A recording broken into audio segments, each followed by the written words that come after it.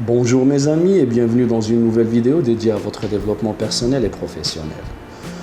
Est-ce qu'une entreprise a un esprit? En fait, c'est une question que j'ai reçue sur Facebook. La question était, on entend beaucoup parler de l'esprit d'entreprise, mais est-ce que réellement une entreprise a un esprit? Pour répondre à la question, je dirais qu'une entreprise et un humain ont beaucoup de points en commun. Pour commencer, le parcours. Une entreprise commence comme étant un bébé, fragile, sensible, besoin d'être alimenté, pour grandir et atteindre l'autonomie, et pour atteindre après son stade de croissance maximum et régresser tout doucement et disparaître. Le même parcours d'un humain. Ça, c'est juste un point. Le deuxième point qui est le plus important, c'est les organes. L'humain a un ensemble d'organes qui lui permettent d'exister. Des poumons, un cerveau, un cœur, des bras, etc. La même chose s'applique aux entreprises. Par exemple, les poumons. Pour un humain, ça permet justement de faire respirer l'ensemble du corps, de ramener de l'oxygène et de les dispatcher un peu partout. La même chose pour le service ressources humaines, dont le rôle est de dispatcher, de récupérer les bonnes ressources et de les dispatcher dans l'ensemble de l'entreprise pour lui permettre de respirer et de continuer à exister. On a le cerveau. Chez l'humain, ça permet la réflexion, la stratégie, l'analyse, etc.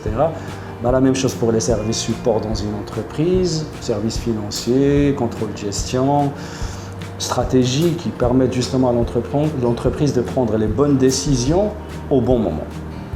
Nous avons le cœur qui est l'organe central chez un humain et qui permet de nourrir tout le corps. Le même principe s'applique dans une entreprise avec le service commercial et marketing.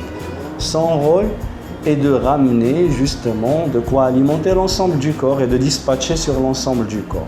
On a les bras qui pour l'humain permettent de produire, la même chose pour une entreprise, le service production.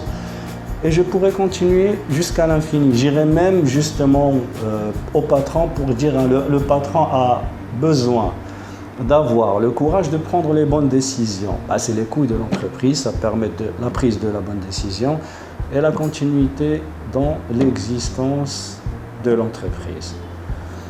Moi, je vous dirais que même au départ d'une entreprise, tous les organes sont mêlés. La même chose pour un fœtus. Puis après, chaque organe commence à se développer peu à peu pour être libre et autonome et permettre la croissance et le développement autonome de l'être. La même chose s'applique à l'entreprise. En fait, l'ensemble de ces détails font qu'avec l'expérience, les organes et le parcours, une entreprise a elle aussi sa personnalité, a elle aussi son esprit à travers ses dirigeants, ses managers et ses équipes. J'espère que j'ai bien répondu à la question. Je vous remercie et je vous dis à très bientôt dans une nouvelle vidéo. Merci.